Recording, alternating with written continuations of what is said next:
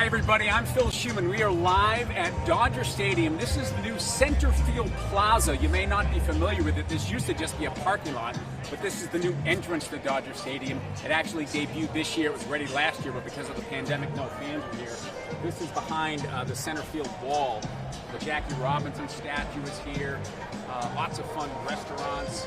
It just so happens tonight there is a pop-up vaccine clinic that the Los Angeles County Fire Department is manning with volunteers. And you can get a free vaccine, no appointment needed. Moderna, Pfizer, and J&J vaccines up until the 7th inning. How you doing, ladies? Thanks for doing this. Hope you're giving people a lot of shots tonight. We are. I already got mine, or I would be right there. So tonight, it's the Dodgers and Phillies. Game time about now. Julio Urias on the mound. The Dodgers are 40-26. They're in second place in the NL West, one game behind the Giants. They've had a pretty good season if you haven't been following them yet. They've had a lot of injuries, and those have been very costly, but they're playing well and they're always exciting. Now, as for tonight, just so happened on the calendar that the Dodgers home game was scheduled June 15th, the day we've all had circled on our calendar, the day that California, quote, reopens. And so tonight, what does that mean? That means no more capacity limitations. They were having crowds of 8,000, 10,000, 13,000. Now they can have up to 50,000 people inside. It means that there are no more social distancing requirements. And it means if you're vaccinated, you do not have to wear the mask. No more pods, no more vaccinated only sections. What they're asking is if you're not vaccinated, that you do keep your mask on. However, as is the case with just about everything else here in California, it's on the honor system. So you're going to take your word for it that you're vaccinated. And again, that's why it's important that this vaccine clinic is here tonight. Looks like we have a few customers right there.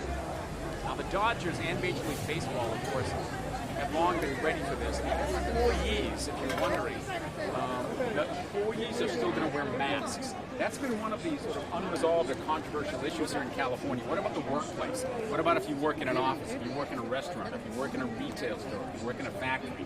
Well, according to Cal OSHA, they're in charge of that part of the regulations. Employees are still required to wear masks, but that may change as early as Thursday, and then Governor Newsom may enact that order immediately afterwards. So it may be by the end of this week that masks are no longer required for employees in the workplace. But if you come to Dodger Stadium for now, if you go to most businesses, you'll see the employees still wearing masks. So I talked to a lot of fans. Hopefully you're watching the TV side of things at 5 and 6 and 7. They're all really excited to be here. They're all inside right now for the most part.